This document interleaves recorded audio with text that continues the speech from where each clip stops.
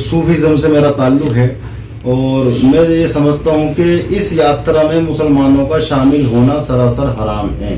मैं ये समझता हूँ कि इस यात्रा में मुसलमानों का शामिल होना सरासर हराम है। गैर शरई बयानबाजी कर किसकी दिखाई भक्ति सज्जादानशीन मिराज हुसैन साबरी ने और किसको पहुंचाया फायदा। नमस्कार, आप देख रहे हैं सच का प्रतीक यूट्यूब चैनल खबर बुलंद भारत। संभल से खबर बुलंद भारत के लिए कामरान अली की रिपोर्ट। सूफी धर्मगुरु ने भारत सरकार द्वारा पीएफआई पर लगाए गए प्रतिबंध को सही बताया है। साथ ही राहुल गांधी की पद यात्रा पर भी हराम बताते हुए गैर शरई बयानबाजी कर दी। देर शाम संभल से होकर पानीपत जा रहे सूफी धर्मगुरु सुप्रसिद्ध दरगाह ख्वाजा शमसुद्दीन तुर्क पानीपत शाह विलायत के सज्जादानशीन एवं हरियाणा हज कमेटी के सदस्य ख्वाजा सैयद मिराज हुसैन साबरी ने पत्रकारों से बातचीत में कहा कि पॉपुलर फ्रंट ऑफ इंडिया पर भारत सरकार ने प्रतिबंध लगाकर सही किया है। यह काम बहुत पहले हो जाना चाहिए था। राष्ट्र के विरुद्ध गलत काम करने वाले संगठन पर अवश्य कार्यवाही होनी चाहिए। कांग्रेस महासचिव राहुल गांधी द्वारा निकाली जा रही पद यात्रा पर बोलते हुए कहा कि कांग्रेस मुसलमानों की बहुत बड़ी दुश्मन है। इतना ही नहीं, उन्होंने मोदी भक्ति दिखाते हुए दावा किया कि 2024 में फिर से भाजपा की सरकार बनेगी और नरेंद्र मोदी देश के प्रधानमंत्री होंगे।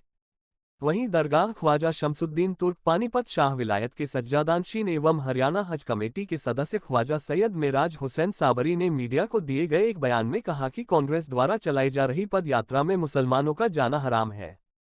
मगर मिराज ने यह नहीं बताया कि कांग्रेस द्वारा चलाई जा रही पद यात्रा इस्लाम यानी कि शरई तौर पर कैसे हराम है मुसलमानों का जाना पद यात्रा में। जब खबर बुलंद भारत ने इस्लाम के जानकारों से जानना चाहा तो इस्लाम के जानकारों ने बताया अगर पद यात्रा में कोई गैर शरई कार्य हो तो नहीं जाना चाहिए।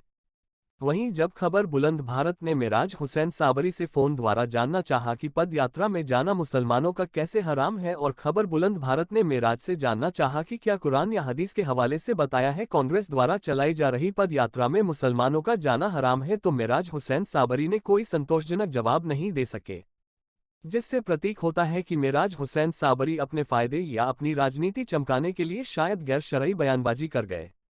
यहां आपका ध्यान आकर्षित करते हुए बताना चाहते हैं कि कोई भी इस्लाम के मुताबिक बयानबाजी करता है तो उस बयान को शरई हुक्म ही माना जाता है, वो भी कोई आलिम या किसी दरगाह का सज्जादानशीन शरई तौर पर बयानबाजी करे तो उसे फतवा माना जाता है।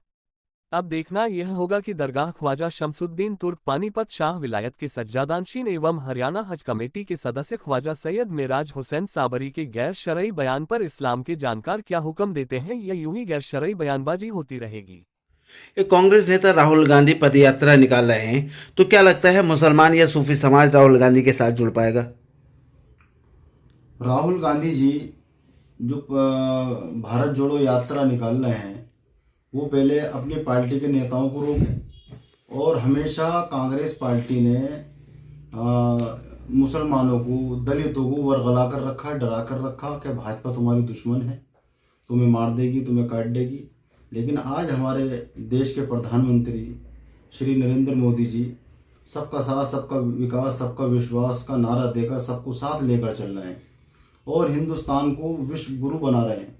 आज हमारे हिंदुस्तान के प्रधानमंत्री जी ने तमाम मज़ाहिब के लोगों को लेकर सूफीज़म को बढ़ावा दिया और आज जो कांग्रेस भारत जोड़ो यात्रा निकाल रही है, मैं राहुल गांधी जी को एक मशवरा देना चाहता हूं कि पहले वो कांग्रेस पार्टी का अध्यक्ष चुने और जो 2024 में लोकसभा के इलेक्शन आ रहे हैं वो अपने दिमाग से ख्याल निकाल दें कि इस दफ़ा 2024 में कांग्रेस पार्टी दिल्ली में अपनी सरकार बना पाएगी।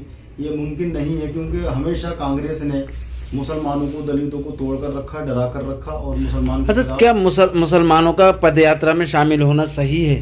मुसलमानों का और जो हम समझते हैं अपने नज़दीक, मैं जैसे कि एक सूफीज़म से मेरा ताल्लुक है और मैं ये समझता हूँ कि इस यात्रा में मुसलमानों का शामिल होना सरासर हराम है। यानी मुसलमानों को इसमें शामिल नहीं होना चाहिए? बिल्कुल नहीं होना चाहिए। मुसलमान इतना खिलाफ क्यों है कांग्रेस से? क्योंकि हमेशा मुसलमानों के साथ इस कांग्रेस ने धोखा दिया है।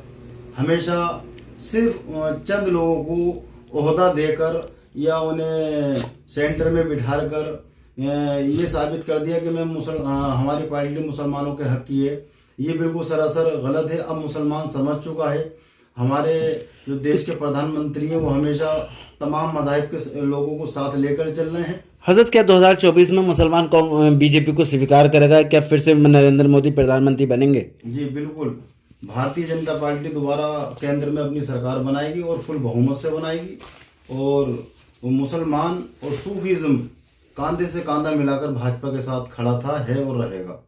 हजरत, जिस तरह से ये पीएफआई पर प्रतिबंध लगा है, क्या मानते हैं आप इसको प्रतिबंध सही लगा है? ये जितने भी संगठन हैं जिनकी गतिविधियां बिल्कुल गलत हैं, और हाँ, भारत सरकार ने जो पीएफआई पर प्रतिबंध लगाया है वो बिल्कुल सही है, क्योंकि कहीं ना कहीं पीएफआई गलत थी और दोषी पाई गई है। और एक हमारे पटना में प्रधानमंत्री जी श्री नरेंद्र मोदी जी का प्रोग्राम होने वाला था, वहाँ पर एक पीएफआई का मेंबर जिसकी नज़र प्रधानमंत्री जी के प्रोग्राम पर थी, प्रधानमंत्री जी के ऊपर थी, वो पकड़ा गया है। और इससे संबंधित जितने भी इसके सहयोगी दल हैं पीएफआई के, मैं समझता हूँ उन पर भी प्रतिबंध लगना चाहिए और ये काम बहुत पहले हो जाना चाहिए था। जितने भी ये कट्टर